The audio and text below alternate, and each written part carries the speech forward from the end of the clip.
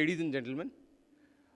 Firstly, big thanks to BW Security World for inviting me to speak in front of this august audience. I'm indeed honored, and hence, like this, somebody said graveyard session, so I know it's the later part of the day and people have just come out of lunch.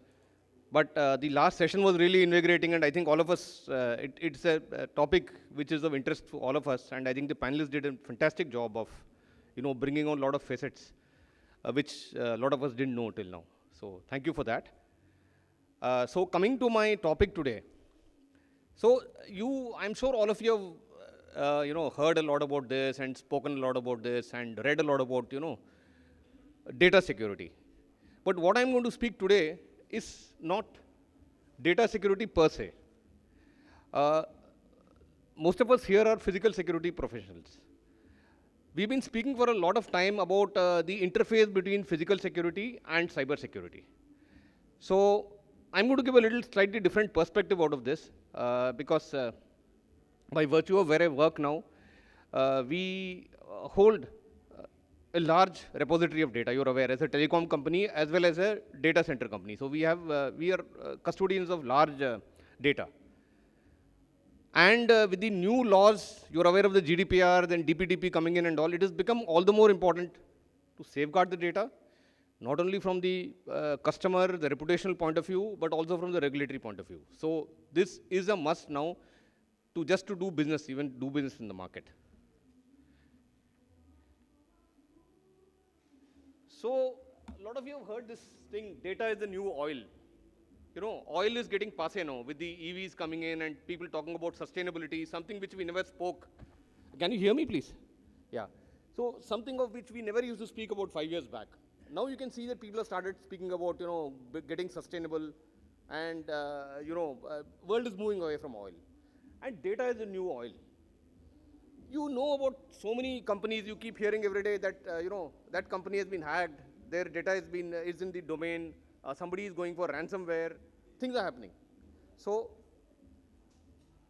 and more the complexity, anything. Let's talk about medieval ages, gold, whether you have to guard gold, whether you have to guard currency.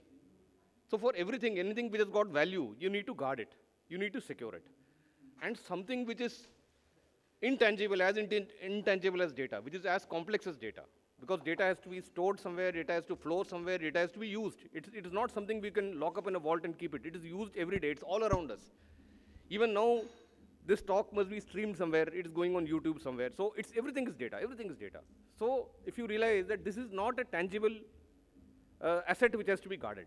So all the more difficult to guard something which is intangible, which is free-flowing, which is required on a day-to-day basis. Just to give you an idea, I just thought this is only in the context of India. I called it the data tsunami. Let me start on the rightmost table, which I have. This data is from a Nokia report, which has come out last year. You can see how exponentially data per month usage of data per user, this is India, per month usage of data is increasing. From 2018, where we were at 9.7 gigs, it is predicted to go to 46 gigs by 27. And this, if you compare here with 2015, you can see it was in megabytes. The data was actually in megabytes. It was not even in gigabytes, it was in megabytes. It went to 2 gigabytes, and now we're talking about 46 gigabytes. So you can see the amount of, can I have the hand mic, which is there somewhere? Yes, sorry. Yeah, thanks. Thank you. Can you hear me now? Yeah. So I'm better off like this. So just to show you certain trends, there has been 129% of data growth from 15 to 18, and you can see the growth continues, going on and on. And there is a reason for that. The reason for that is India is one of the largest smartphone markets in the world. You can see the smartphone market here, that where we were in 2010, it was negligible. And now we are slated to hit 1.2 billion users by 2025. And you can also see the smartphone penetration in India this year is around 70%. And we are looking at almost 100% penetration by 2039. So by this, I just want to show you the implications that what I mean by data tsunami. So this is going to be a huge thing which needs to be secured because this is going to affect each and every one of us in our daily lives. Yeah. So we all talk about cyber security. I say that, a company might have the best, you may have the best firewalls, you may have the best patches, you may have everything happening, you may have the best of the systems.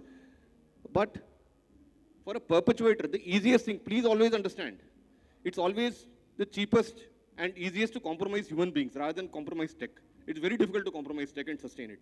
Whereas you can compromise human beings and you can sustain it at a fraction of the cost. So we have seen cyber attacks have become increasingly sophisticated. This is the easiest way to bring down organizations, to bring down governments, to leak data. Elections have been compromised by these means, by the leaking of emails. I don't want to go, because of interest of time, I don't want to start narrating instances where, emails were leaked and they were all very simple hacks. But that happened. And social engineering, it is the easiest tool nowadays. I'm sure all of you have heard about social engineering. It is about convincing somebody, to share the data willingly. That's what happens all the time in phishing. You know about Jamtara and Mewat and all because we deal with it on a daily basis. The kind of innovations these fraudsters come up with is really phenomenal. And it is very low tech. There is nothing. He is just sitting with a mobile phone somewhere and he's just doing it. Nothing, no tech is required, nothing is required. It is just human ingenuity in the wrong direction.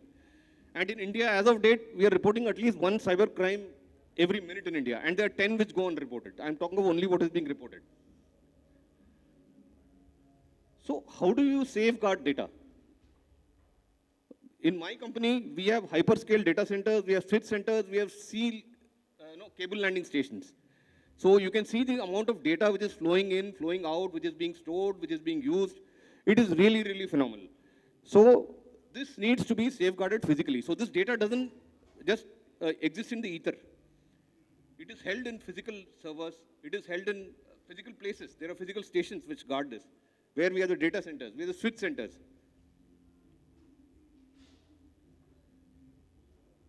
Right. So what do you mean by physical security? This, I think, is a very mundane question I'm asking everybody here. But the simple thing is, it's about guarding the assets.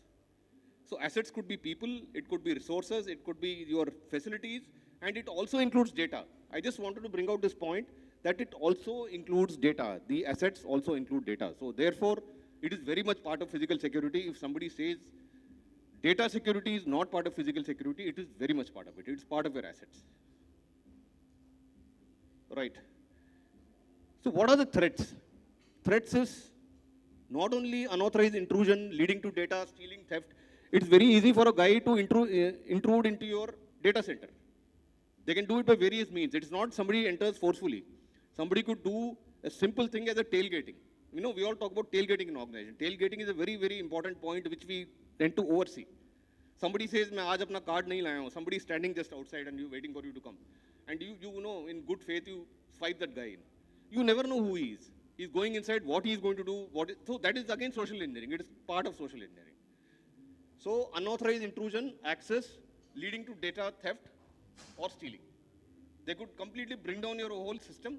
It could have long-term ramifications on the company. Apart from the legal and the regulatory aspects, reputation loss, your customers shifting to your competitors, and it takes decades for a data breach to happen, a big data breach in the company. It takes decades for you to, for people to start forgetting it. Theft of expensive hardware cards.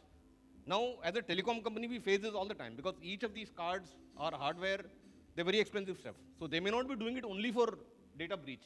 People might be doing it for stealing your stuff, the hardware itself.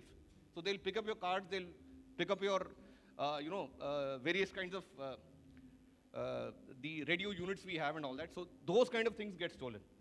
And third is, another very easy way to do it is to sabotage. The sabotage, if you have a discontinuity of your data or you have a power outage or something, it is again crores of rupees of loss and reputation loss if you have it all the time. So somebody wants to damage the reputation of the company also. The easiest way to do is by sabotage. So how does anybody do it? So I just mentioned it briefly just now. Typically they'll do a reconnaissance of the place to see where are the vulnerabilities, how strict are the security protocols there, how important is that facility, what does it do. Social engineering, I just mentioned it, whether it is your interacting with people, finding out the patterns, drawing a pattern, doing it. Physical breach, tailgating, I just mentioned. Unauthorized access, and then data breach. Reputation loss is very important, and your regulatory ramifications. They are really, really important. These other things can still be sorted. These things take years to be sorted after that.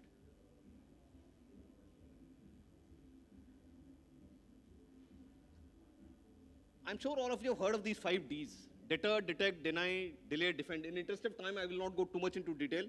But what sufficient to say that we have to have a proper security plan. We need to have a proper security plan, do a risk assessment, see what is important, have a proper plan around it, and implement the plan.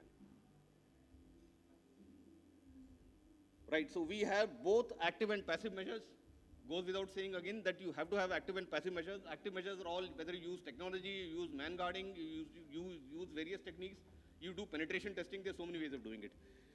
This is a simple, another thing which some of you might have heard of is crime prevention through environmental design. This is something I'm going to talk.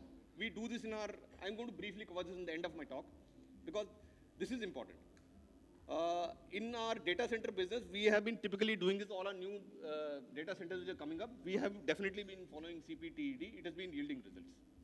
Let me talk about it sometime later. So you have physical barriers, man guarding, surveillance, access controls, employees, and penetration testing. Now employees.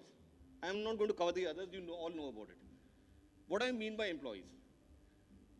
In a company, you might have, your facility, you might have 10 security guards, but you might have 300 employees. Each one is our eyes and ears.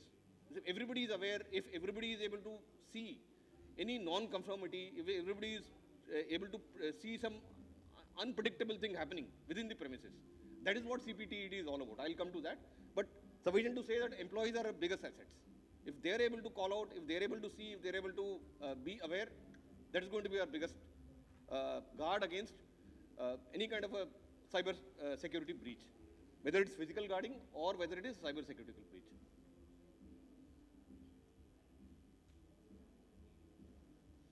So I'll just skip this. Let me go here. Yeah. So how does the security of a typical data center look like? So we talk about 7 layers of security. I've written 6 here. The 7th is the last one. I'll talk about it. So you can see this, that data center which guards. So a lot of it goes into it. So to guard data, so this is the final data, what you can see right in the center. That's where the data lies. But it has got a ring of 6 layers there. And the 7th layer is basically the kind of access control or the lock we have at the rack. So it has got 7 layers of a security, any data center. So you can see it starts from the perimeter wall. Then we have the security gate, we have the reception, we have the guarded floor entrance, we have a man trap. Then we have 2-factor access.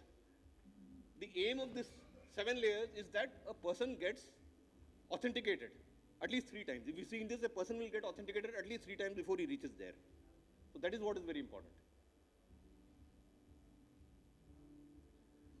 Yes, now coming to CPTED. This is a very, interesting strategic approach where we use the environment. Like it says, crime prevention through environmental design. So environment could be the human environment could be the physical environment. So how do you ensure, and there is no additional investment in this. It is just a concept which we are talking about, where we utilize our employees, focuses on positive use of space, and natural elements to maintain a desirable quality of life for intended users. So you have neat and clean working spaces, you have clearly demarcated working spaces, you have natural barriers, you have a hedge, you have a fence, you have a road going there, you have a water body going there, and you also have large glass spaces through which everything is visible. Anybody who's going there can see what is happening out. If something is abnormal or something is happening out, he can call out. If there's somebody is moving, somebody is not supposed. So there is no hiding place for anybody, or somebody can sneak in, or those things are not there. And secondly, the second point is, yes, create an environment with a sense of ownership where abnormal behavior is detected. So that is the people part. So by the people part, what I mean, that all our employees are aware, they've got clear-cut, demarcated spaces, they know this particular space, this what activity is done, these are the people who come, these are the people who come every day. these are the timings. So if they watch anything abnormal at that particular point of time, or they see people, some unknown person coming there, or there is some, out of the normal activity which is taking place there, they call it out. So it is as simple as that. And good companies which build up these cultures, CPTED is the way forward. People are doing it. Our company is doing it. We are trying to do this. So this is basically the CPTED design principles. So when you design your facility also, it is recommended that you go by these principles so that you get the maximum out of the environment, maximum out of the building, and you get maximum out of your people also. So to conclude, sorry. So to conclude, I think I'm well on time. Thank you. To conclude, what do you do? The best of procedures and increased awareness. You may have the best of procedures. I'll take a little time on this. You may have the best of procedures, but if your guard standing on ground is not aware of those, he's not aware of what to do, he's not aware how to react, he's not aware of the routine every day, it's no point. So you should have the best of procedures and increased awareness. You have a well-trained security manpower. So the person who's there, he should know what his job is, what he should do, what is the escalation matrix, how he is supposed to react, he should be aware. Third is surveillance and access control equipment. So this equipment should be functional, you should be able to use technology in it, whether you have high definition cameras, you use analytics in them, you should have surveillance and access control equipment. Employee awareness. The employee should be aware. Whether, what is the security protocol, they should know that they are not supposed to breach it, they are not supposed to let anybody breach it. So that is when your whole system will come together and you will have a safe and a secure premises where your data is safe. So I think I have finished.